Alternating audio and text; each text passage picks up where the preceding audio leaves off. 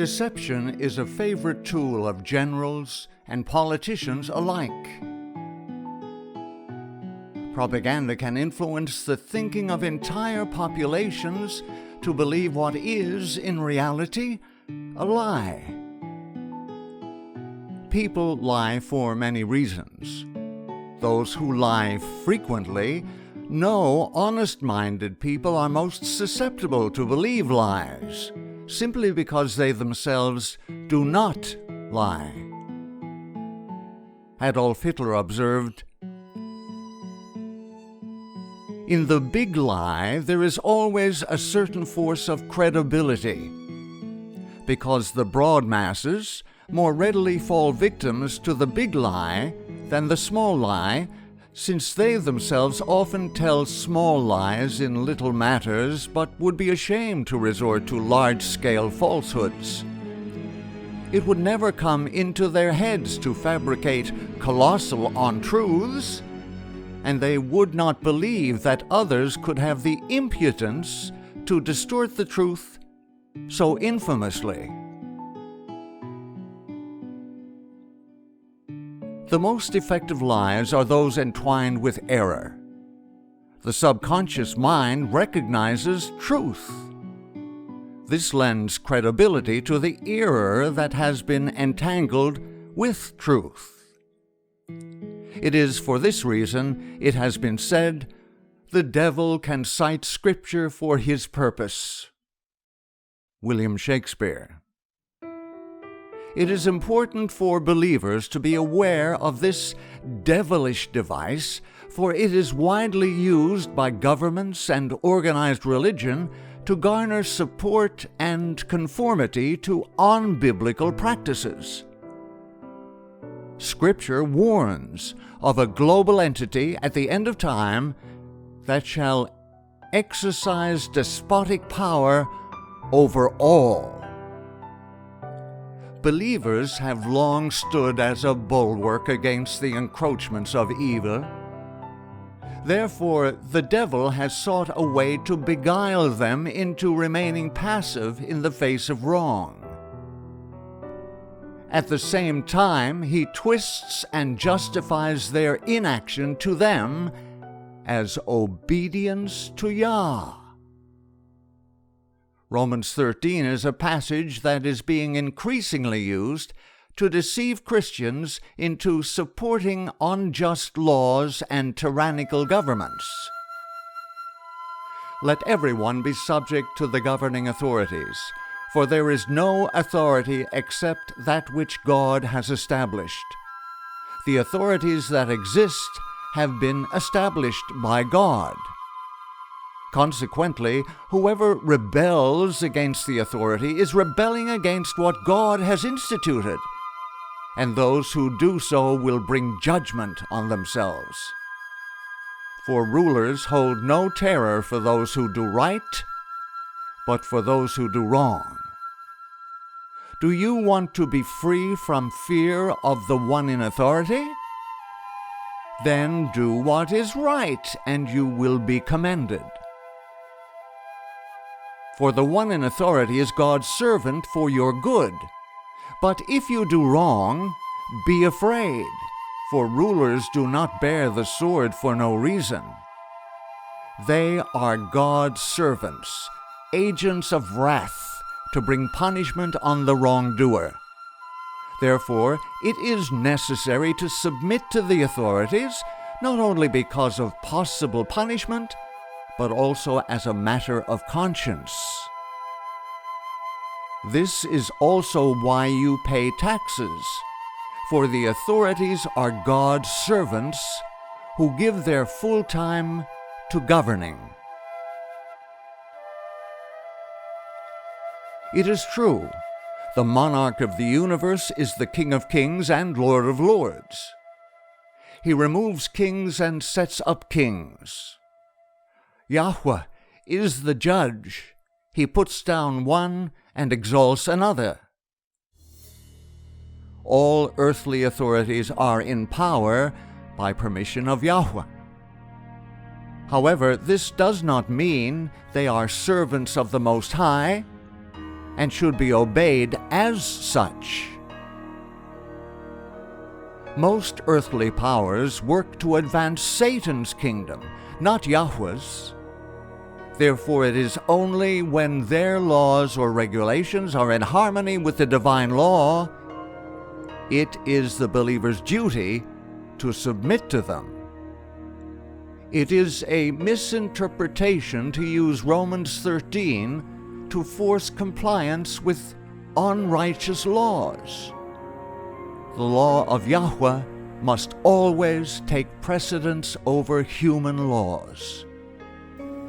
Scripture is full of examples wherein men of Yah risked their lives defying human law in order to stay faithful to the divine law.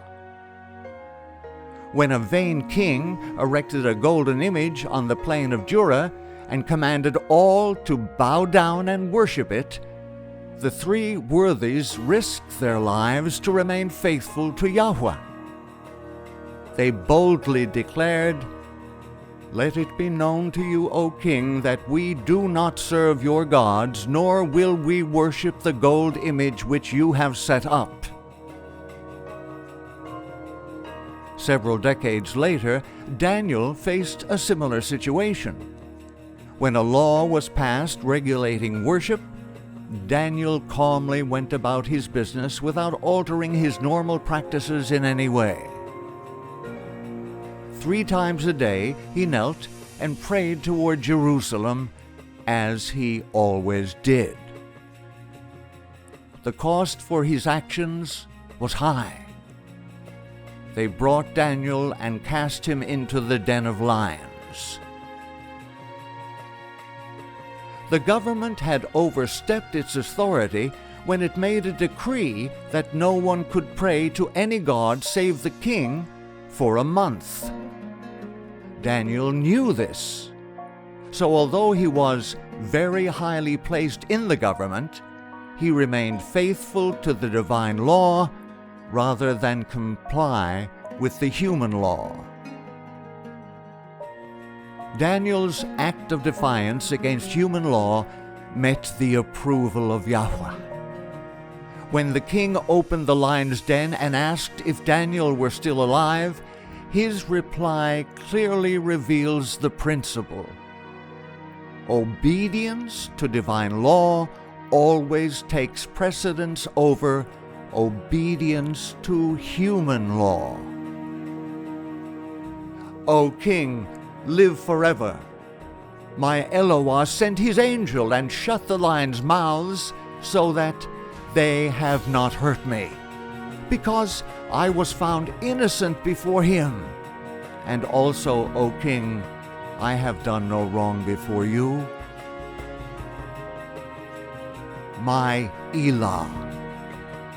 Daniel was establishing that his Elah, his God, was superior to the king's gods, and as the Elah of gods, obedience to his decrees took precedence over every human law.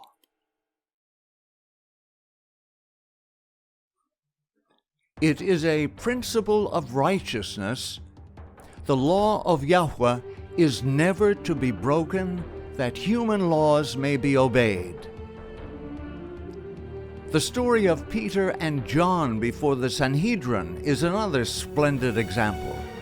The law of Yahweh takes precedence over earthly decrees.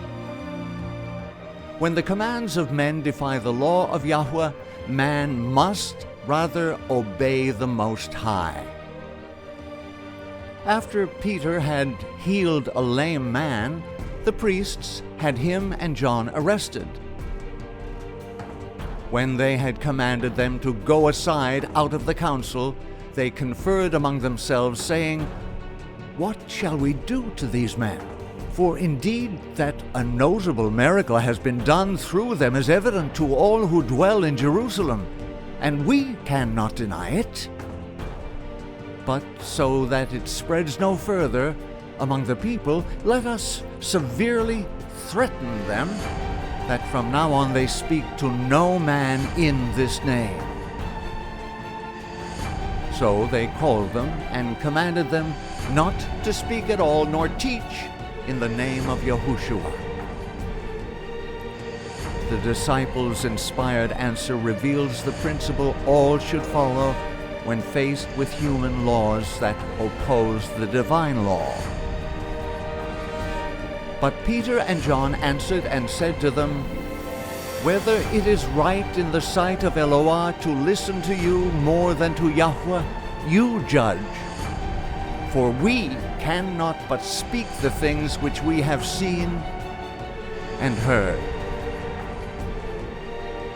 This story is interesting for another reason. It was the religious authorities of the nation demanding compliance to their rules and regulations. Scripture is clear. Regardless the earthly power, the believer's first responsibility is to Yahweh. The only earthly laws to be obeyed are those that do not contradict the divine law. Throughout time, millions have given their lives for resisting ungodly authority and remaining loyal to Yahweh. It is extremely important for believers of the final generation to have a correct understanding of Romans 13, because misuse of this passage is already being practiced to enforce compliance to tyrannical earthly powers.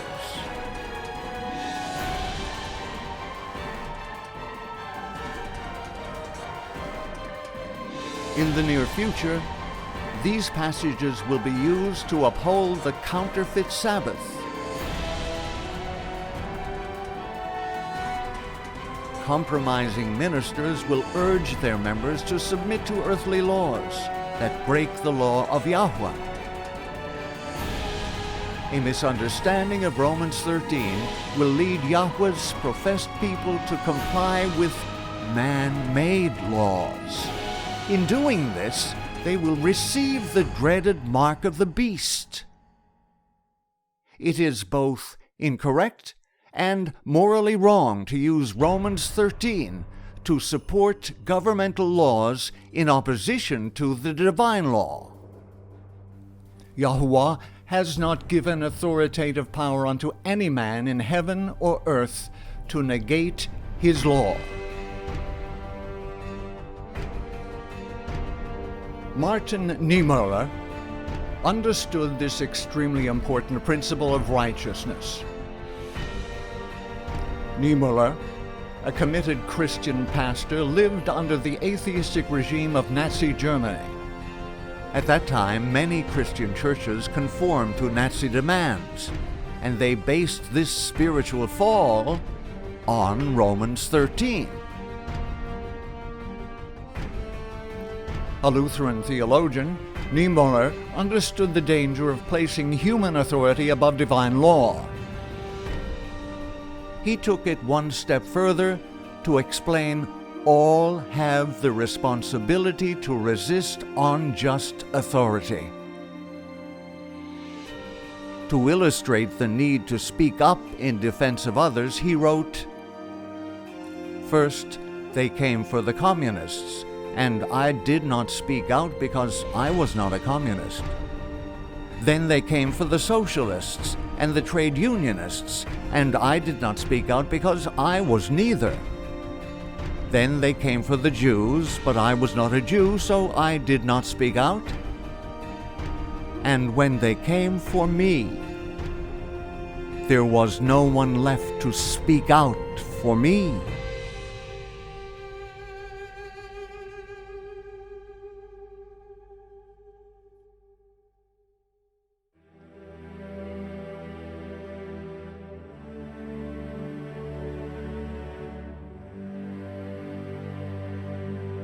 Scripture does not teach blind obedience to earthly powers. In contrast, it teaches all who love truth and holiness have both a duty and an obligation to resist wrong. The very opposite of the incorrect interpretation of Romans 13. It is a solemn duty to stand for truth, a sacred obligation to resist evil in all its forms. Edmund Burke was a man who understood this well. He was an author, statesman, political theorist, and philosopher. A quote frequently attributed to him states, "The only thing necessary for the triumph of evil is for good men to do nothing." Governments, powers, and authorities hold their positions by permission of the Almighty. Their authority is delegated authority. As such, ultimately, they are answerable to the Creator. Just as they made bold to form requirements that defy the divine law, in that instant they violate the authority given them by the divine lawgiver. Ecclesiastes 12:13 summarizes the Yah-given duty of man. "Let us hear the end of all. Fear Yahweh and keep His commandments, for this is the whole duty of man." The soul's primary responsibility is to the Creator. Earthly governing authorities are to be obeyed only when they are in conformity to the divine law. This is the whole duty of man.